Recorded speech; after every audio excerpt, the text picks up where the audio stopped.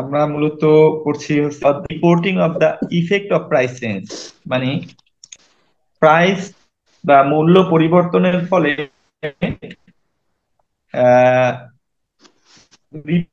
Reporting এর ক্ষেত্রে কি ধরনের প্রভাব পড়ে সেটা আর কি। ওই যে রিপোর্টিং এর ক্ষেত্রে প্রাইস চেঞ্জের কি ধরনের, মানে প্রাইস চেঞ্জের কি ধরনের প্রভাব পড়ে সেটা হচ্ছে এই অধ্যায়ের মূল আলোচ্য বিষয়।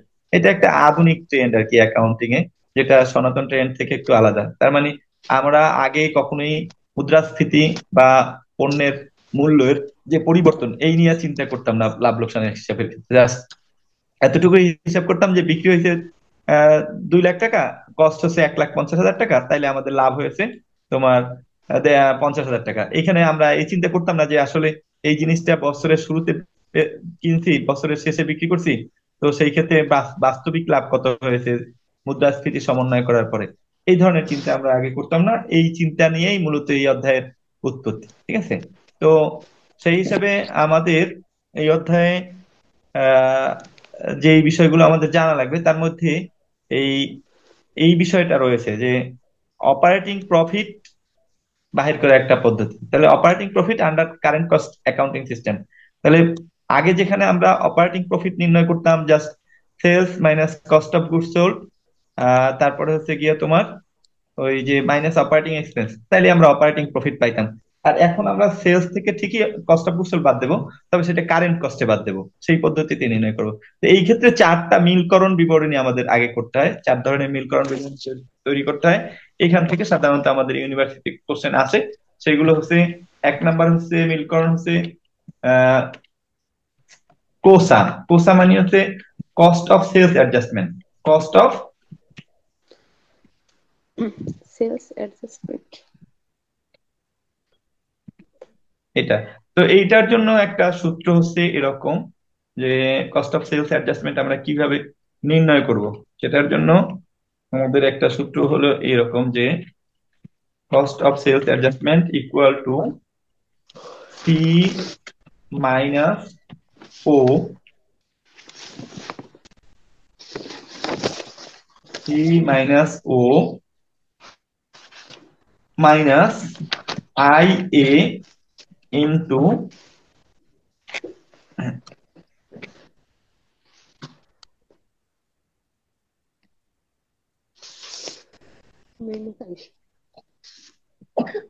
সি বাই আই সি, আর মাইনাস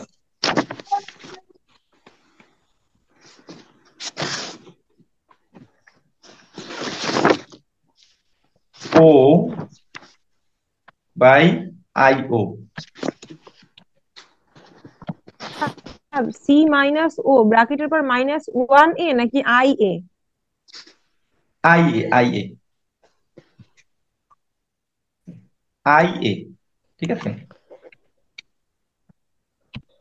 জি স্যার। তাহলে এইটা হচ্ছে কস্ট অফ সেলস অ্যাডজাস্টমেন্ট। এখন এগুলো আমি প্রত্যেকটা লিখে দিতে পারি, তাতে সময় নষ্ট হবে বেশি। তার চেয়ে বরং আমি মৌখিক ভাবে বলি। সি দ্বারা মানে হচ্ছে ক্লোজিং স্টক, ক্লিয়ার? জি স্যার। আর ও দ্বারা হচ্ছে opening stock. I A, I A দ্বারা হচ্ছে index, average index, average index. আর এই সি আর ও তো বলেছি। আই সি মানে হচ্ছে ক্লোজিং ইন্ডেক্স, আর আইও মানে হচ্ছে ওপেনিং ইন্ডেক্স। এখন ইন্ডেক্স কি? ইন্ডেক্স হচ্ছে গিয়ে তোমার 1 টাকার, ধরো ওপেনিং 1 টাকা, বছরের শুরুতে 1 টাকার মূল্য কত শুরুতে? 1 টাকাই। আর সেইটা যদি বছর শেষে হয় 1.5 টাকা, তাইলে ইন্ডেক্স হচ্ছে গিয়া বছরের শুরুতে হচ্ছে 100%, বছরের শেষে হচ্ছে 150%। আর এভারেজ যদি করি তাহলে 150 আর 100 যোগ করে 2 দিয়ে ভাগ করলে এভারেজ ইন্ডেক্স হবে 125, ক্লিয়ার? অবশ্যই এটা অঙ্কে দেয়া থাকবে, ঠিক আছে? এভারেজটা না দেয়া থাকতে পারে, তবে অঙ্কে দেয়া থাকবে। এইটা আমরা একটা এক্সাম্পল স্বরূপ দেখতেও পারি অবশ্য। আহ পরে দেখাবো, না এক্সাম্পলটা পরে দেখাই। তোমরা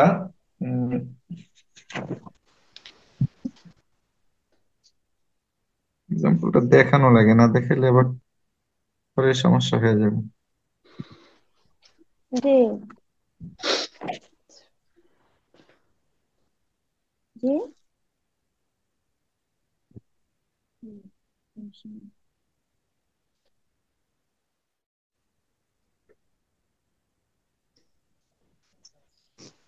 আচ্ছা, তাহলে আমরা যেটা বলছিলাম সেটা হচ্ছে তোমার যে কস্ট অফ সেলস অ্যাডজাস্টমেন্ট। তো কস্ট অফ সেলস অ্যাডজাস্টমেন্টের সূত্র আমরা দেখলাম। এখন এটা একটা প্রয়োগ দেখি আমরা। প্রয়োগটা হচ্ছে যে বলছিলাম, এই সি দ্বারা বোঝায় ক্লোজিং স্টক, ও দ্বারা বোঝায় হচ্ছে ওপেনিং স্টক, আর আইসি দ্বারা বোঝায় হচ্ছে ক্লোজিং ইন্ডেক্স, আই ও দ্বারা বোঝায় ওপেনিং ইন্ডেক্স, আর আই এ দ্বারা বোঝায় অ্যাভারেজ ইন্ডেক্স। তো এখানে দেয়া আছে, ধরো যা উদাহরণস্বরূপ একটা অঙ্ক দেয়া আছে, সেখানে opening stock 10,000, closing stock 15,000, opening index হচ্ছে 100, ক্লোজিং ইন্ডেক্স 120, অ্যাভারেজ ইন্ডেক্স 110। তো যদি আমাদেরকে কস্ট অফ সেলস অ্যাডজাস্টমেন্ট বের করতে বলা হয়, তাহলে C minus O minus I A into C by IC minus O by I O. আমরা মান বসাই যদি 15,000 মাইনাস 10,000, তাহলে কস্ট অফ সেলস অ্যাডজাস্টমেন্ট আছে 2,250 টাকা। বুঝে গেছে ঘটনা এটা? জি স্যার। হ্যাঁ স্যার। আচ্ছা, ফরহাদ বুঝে যায়?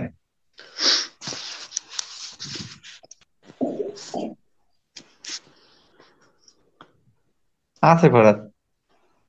স্যার আন্ডার জি ওয়াটার আছে, স্যার আমার মনে আছে। হয় না কোনো কথা বলতে পারবে। ওই তুই আমার নামে খালি দুর্নাম কাকা। আচ্ছা, ঠিক আছে, নেক্সট।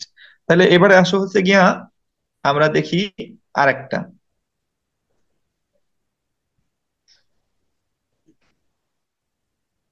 2 নাম্বার। 2 নাম্বার হচ্ছে depreciation adjustment.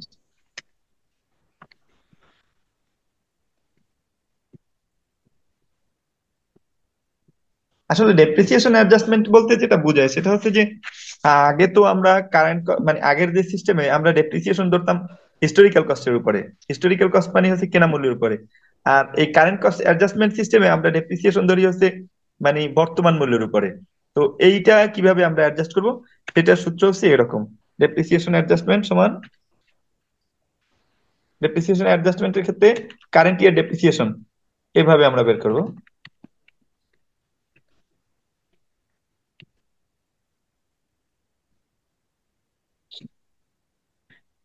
Current year depreciation সমান হচ্ছে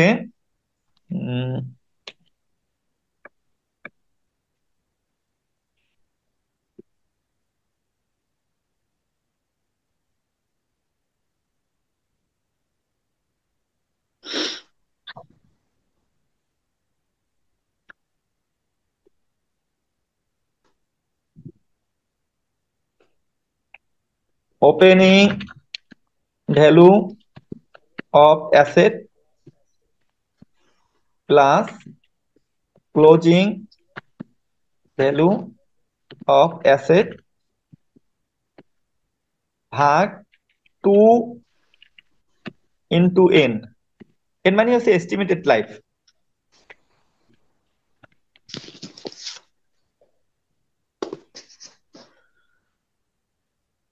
তাইলে তোমার আগে তো শুধু করতাম আমরা ওপেনিং ভ্যালুর উপরে ডেপ্রিসিয়েশন নির্ণয় করতাম, আর এখন হচ্ছে কারেন্ট কস্ট অ্যাডজাস্টমেন্ট সিস্টেমে ওপেনিং অ্যাসেট ভ্যালুর asset, opening value of asset plus closing value of asset, তার দিয়ে যদি 2 গুণ আহ 2 গুণ n, মানে 2 গুণ এস্টিমেটেড লাইফ। ক্লিয়ার? একটা উদাহরণস্বরূপ দেখি আমরা, দেখো এক্সাম্পল দেখি একটা, তাহলে বুঝতে পারবো আর একটু সহজে।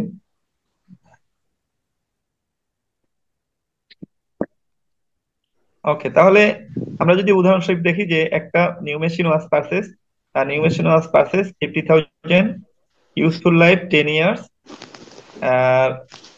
machine similar to this cost 90,000 at the end of years.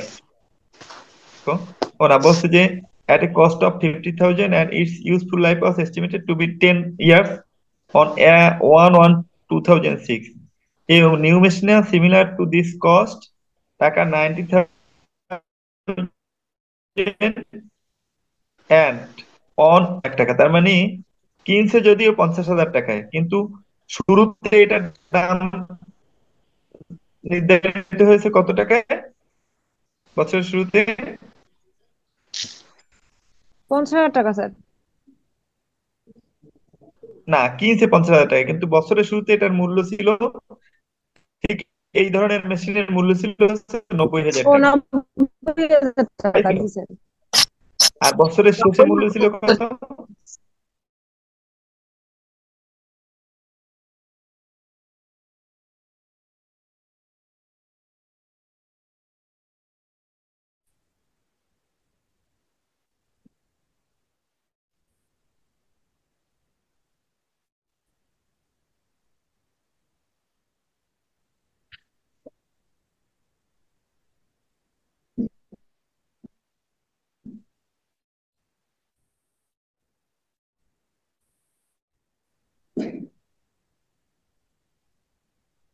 আচ্ছা, তাহলে আমরা দেখাতে যাচ্ছি না, না?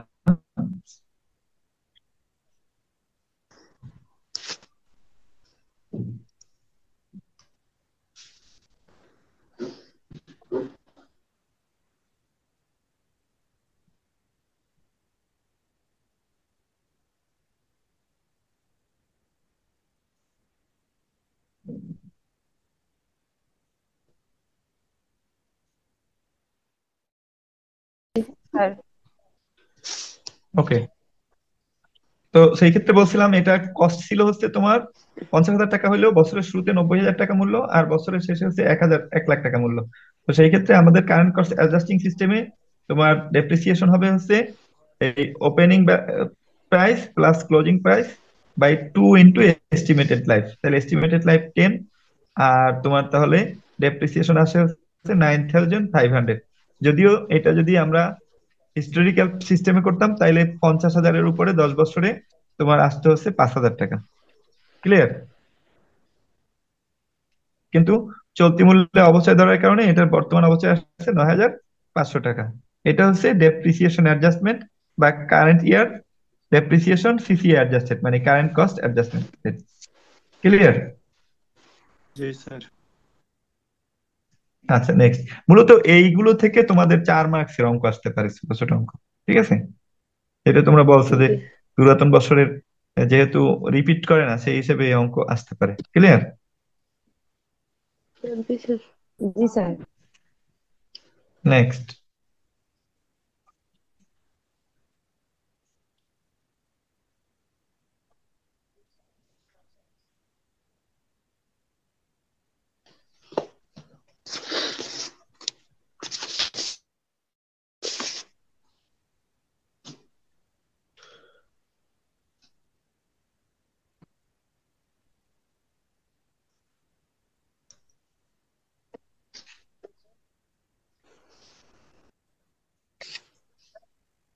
আচ্ছা, তাহলে আমরা তো ডেপ্রিসিয়েশন অ্যাডজাস্টমেন্ট দেখালাম, আর তারপরে হচ্ছে গিয়ে তোমার এমডব্লিউসি হচ্ছে গিয়ে মনিটারি ওয়ার্কিং ক্যাপিটাল অ্যাডজাস্টমেন্ট।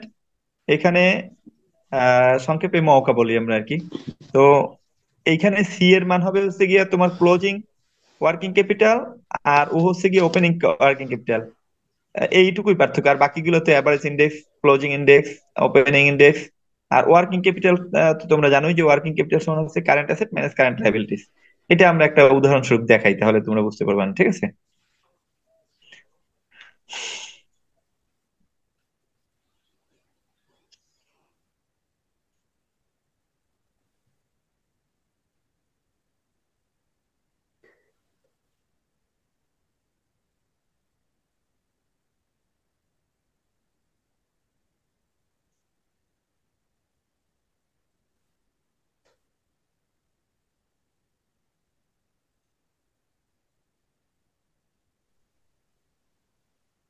আচ্ছা, তাহলে দেখো একটা উদাহরণ দেখি আমরা এখানে। যে এইখানে দেখো অঙ্কে বলা আছে ডেটর ছিল হচ্ছে 1,50,000 টাকা শুরুতে, আর ক্রেডিটর ছিল হচ্ছে 1,20,000 টাকা, আর ক্লোজিং এর ডেটর্স হচ্ছে 2,10,000, আর ক্রেডিটর্স হচ্ছে 1,35,000। তার মানে কারেন্ট অ্যাসেট বলতে শুধু ডেটর্সই আছে, আর কারেন্ট লাইবিলিটিস বলতে শুধু ক্রেডিটর্সই আছে। তাহলে এই যে ডেটর্স আর ক্রেডিটর্স মানে current asset minus current liabilities, তাহলে এখানে তোমার ইয়ে আসে কত? এই যে ওয়ার্কিং ক্যাপিটাল কত আসে ওপেনিং, বলো? 30,000 টাকা। 30,000 টাকা। আর ক্লোজিং ওয়ার্কিং ক্যাপিটাল 75,000 টাকা। 75,000 টাকা। এখন আমরা সূত্রে বসাই দিই এই ওয়ার্কিং ক্যাপিটাল ওপেনিং আর ক্লোজিং। তাহলে ওপেনিং এ হচ্ছে গিয়ে তোমার এই ক্লোজিং হচ্ছে 75,000, ওপেনিং হচ্ছে 30,000। আর ইন্ডেক্স তো দেয়া আছে এখানে, দেখো ইন্ডেক্স দেয়া আছে কোথায়, এই যে ওপেনিং ইন্ডেক্স হচ্ছে কত, 100। 100। ক্লোজিং 120। 120। আর এভারেজ ইন্ডেক্স এখানে দেয়া আছে 10, বাস্তবে হবে হচ্ছে 100 আর 120-এর অর্ধেক, মানে যোগ করলে 110, শুধু 10 না, ঠিক আছে? জি স্যার। বুঝতে পারছো? আচ্ছা, এখন সূত্রে আমরা মান বসাই দিই, তাহলে দেখো ওই যে এমডব্লিউসি পাওয়া যাবে, অর্থাৎ মনিটারি ওয়ার্কিং ক্যাপিটাল অ্যাডজাস্টমেন্ট। তাহলে মনিটারি ওয়ার্কিং ক্যাপিটাল অ্যাডজাস্টমেন্ট হচ্ছে 75,000 মাইনাস 30,000, 110 ইন্ডেক্স, 75,000 ভাগ 120 আর 30,000 ভাগ 100, তাতে আসে হচ্ছে 45,000 মাইনাস 110 ইন্টু 625 মাইনাস 300, তাতে আসে হচ্ছে তোমার 325। তাহলে 110 ইন্টু 325, তো তাতে আসে আমাদের 35,750। তাইলে মনিটারি ওয়ার্কিং ক্যাপিটাল অ্যাডজাস্টমেন্ট হচ্ছে 9,250 টাকা। ক্লিয়ার?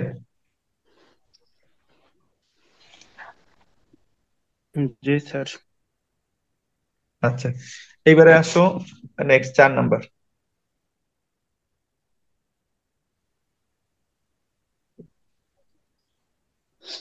আচ্ছা, তাহলে এটা হচ্ছে গিয়ে তোমার gearing adjustment.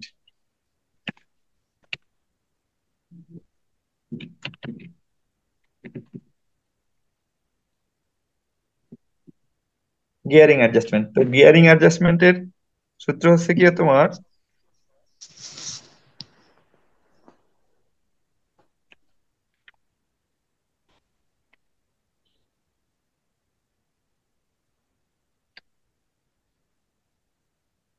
B by B plus S into এ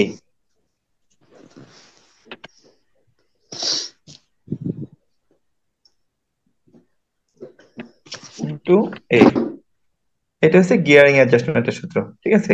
তো এখানে কোনটা দ্বারা কি বোঝায় দেখো, বি দ্বারা বোঝায় হচ্ছে অ্যাভারেজ বড়োইংস। বড়োইংস মানে ধার করা, অ্যাভারেজ বড়োইংস মানে অ্যাভারেজ ধার, নেট অ্যাভারেজ নেট বড়োইং। আর এস দ্বারা বোঝায় হচ্ছে অ্যাভারেজ শেয়ার হোল্ডার ফান্ড। আর ই দ্বারা বোঝায় total current cost adjustment. Total current cost adjustment, A দ্বারা বোঝায় হচ্ছে টোটাল কারেন্ট কস্ট অ্যাডজাস্টমেন্ট, ঠিক আছে? তাহলে টোটাল কারেন্ট কস্ট অ্যাডজাস্টমেন্টের সূত্র কি দেখো, তার মানে এ সমান দেখো, এ সমান হচ্ছে উপরের তিনটা, কোসা মানে cost of sales adjustment plus depreciation adjustment, আবার শুরু। ওকে, তাহলে আমরা যেটা এখানে আলোচনায় থামছিলাম সেটা হচ্ছে যে গিয়ারিং অ্যাডজাস্টমেন্ট। তো গিয়ারিং অ্যাডজাস্টমেন্টে আমরা বলছিলাম যে এই বি দ্বারা বোঝা হচ্ছে অ্যাভারেজ বড়োইং, নেট বড়োইং আর কি। আর এস দ্বারা বোঝা হচ্ছে গিয়ে তোমার অ্যাভারেজ শেয়ার হোল্ডার ফান্ড। আর এ দ্বারা বোঝা হচ্ছে গিয়ে তোমার total current cost adjustment. Total current cost অ্যাডজাস্টমেন্টের মধ্যে আছে ওই cost of sales adjustment, depreciation adjustment plus working capital adjustment মানে এমডব্লিউ সিএ। তাহলে এই তিনটা বের করা লাগে গিয়ারিং অ্যাডজাস্টমেন্ট যদি আমরা বের করতে চাই, তাহলে এই তিনটাই আগের তিনটা বের করে তারপরে এই এ এর মান বাহির করতে হবে, আর এক্সট্রা বাহির করতে হবে বি আর এস এর মান, ঠিক আছে? একটা এক্সাম্পল আমরা দেখি এখানে। এক্সাম্পলটা ছিল,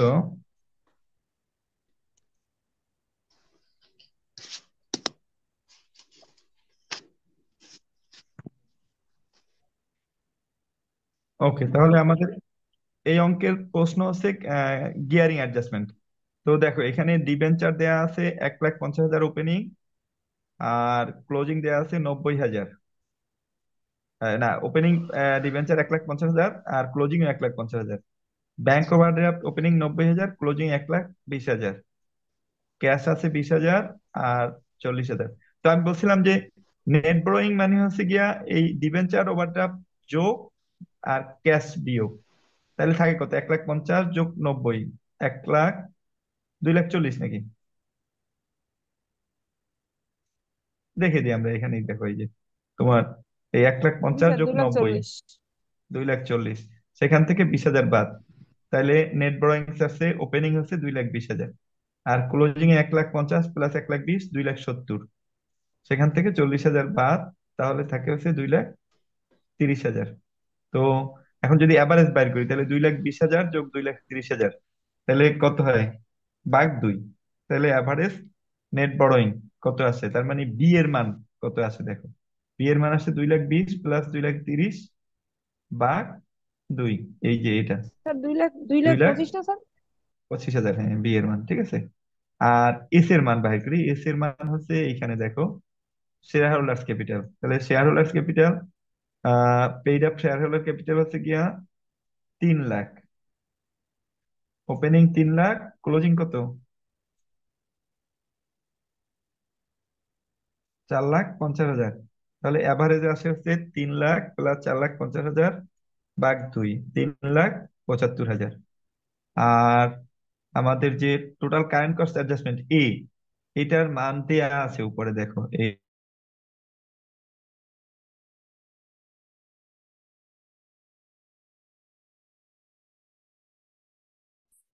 আছে 45,000। তাইলে আমরা ওই সূত্রে বসাই দিই। তাহলে বি এর মান হচ্ছে তোমার 2,25,000, আর এস এর মান হচ্ছে 3,75,000, এ এর মান হচ্ছে 1,40,000। তাহলে সেই হিসাবে গিয়ারিং অ্যাডজাস্টমেন্ট হচ্ছে 52,500 টাকা। তো আমরা মোটামুটি চার যে বাকি অঙ্কগুলো, মানে অ্যাডজাস্টেড প্রফিট বাই করা, এটা আমরা আগামী দিন শিখাবো।